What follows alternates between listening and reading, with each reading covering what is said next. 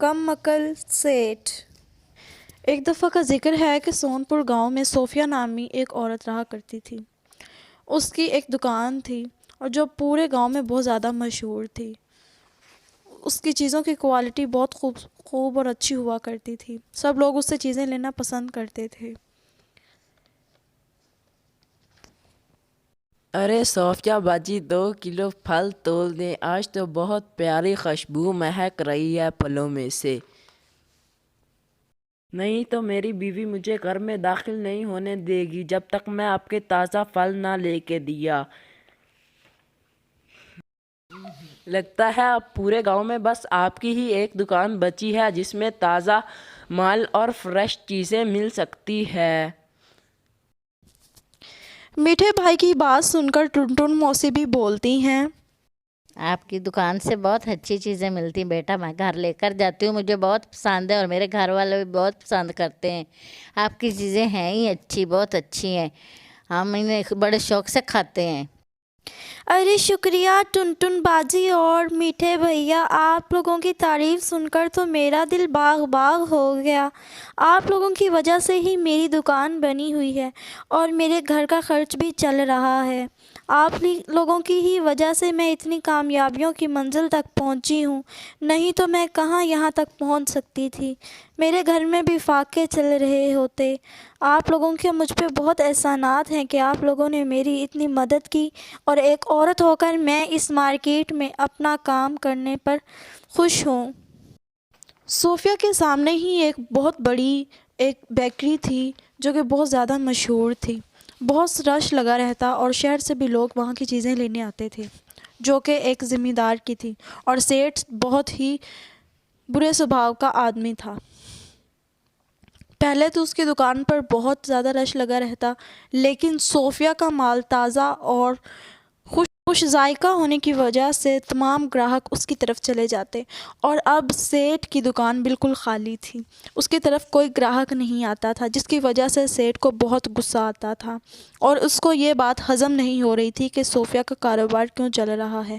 ادھر روز بروز صوفیہ کی ڈیمانڈ بہت زیادہ بڑھتی جا رہی تھی کہ وہ آئے روز اس کا سارا سامان ختم ہو جاتا اور وہ مارکیٹ اس کو دوبارہ جانا پڑتا، اور اس کی وجہ سے اس کے کسٹمر اسے کہتے کہ صوفیہ تم ایک ہی دفعہ ساری چیزیں کیوں نہیں لے کر آتی ہو؟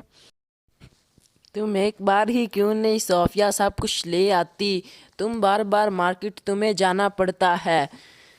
بہن میں تو کہتا ہوں تم اپنے ساتھ ایک لڑکا رکھ لو جو تمہارے ساتھ۔ ہاں صوفیہ بیٹا، میٹھا بھائی ٹھیک کہہ رہا ہے، تم کسی کو اپنے ساتھ مددگار ضرور رکھ لو۔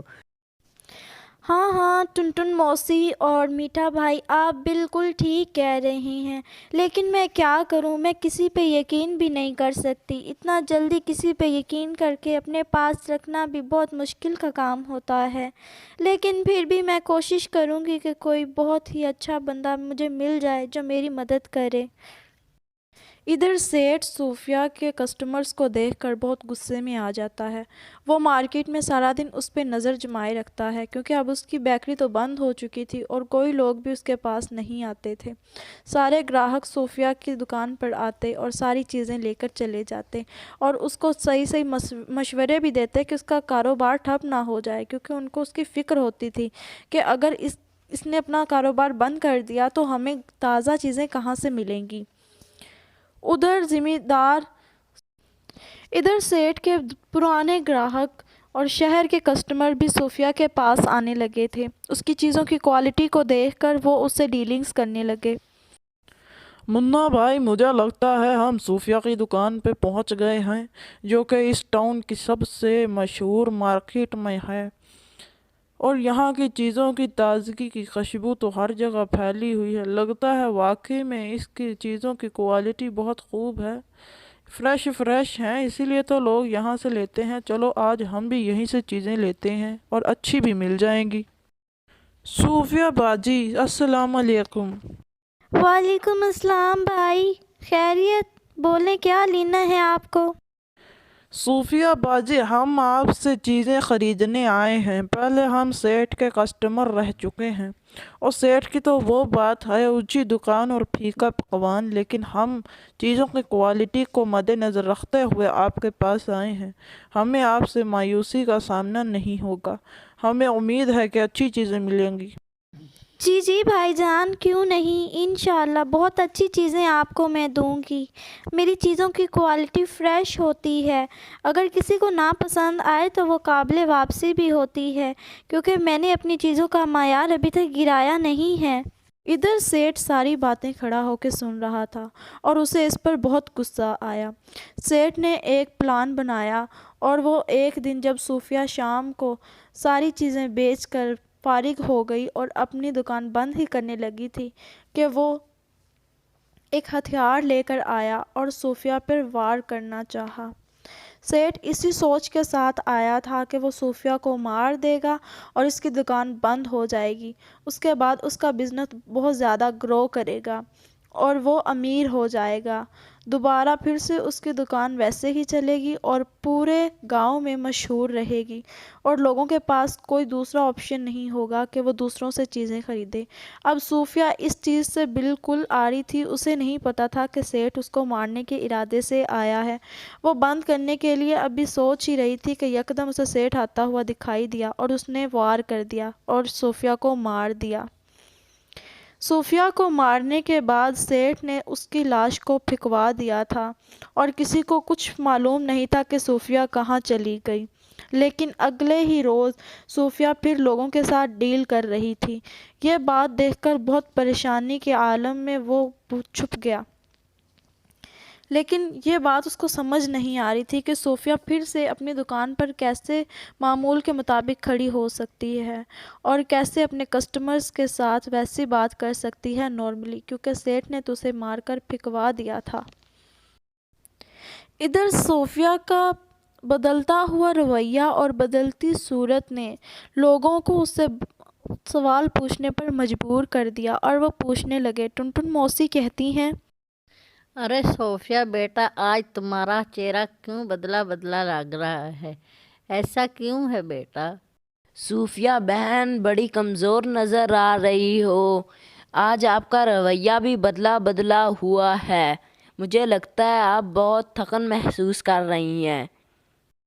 शाम को सेठ फिर आकर देखता है तो वो हैरान रह जाता है कि सूफिया अब सूफिया नहीं रही थी, बल्कि वो एक डायन की शक्ल लेकर खड़ी थी। वो ये देखकर बहुत ज़्यादा अचंभे में आ जाता है और बहुत परेशान हो जाता है कि ये उसने क्या कर दिया। उसने तो सूफिया की रूह को भी नहीं छोड़ा। अब सूफिया एक डायन बन चुकी थी, एक चुड़ैल बन चुकी थी और वो अब उसे मारकर ही बदला लेगी। सेठ जब देखता है तो डायन खुद से बातें करती है और वो उसको मारने का प्लान बना रही होती है। अगले दिन रात को सेठ कॉल पर बात कर रहा होता है तो डायन आकर उसके पीछे लग जाती है, उस पर वार करती है। सेठ उसके आगे आगे भागना शुरू कर देता है। वो अपनी ज़िंदगी को बचाना चाहता था और डायन उसके पीछे उड़ती हुई आती है। सेठ भागने में कामयाब तो हो जाता है, लेकिन डायन सोच कर आई थी कि आज वो उसे मार ही देगी।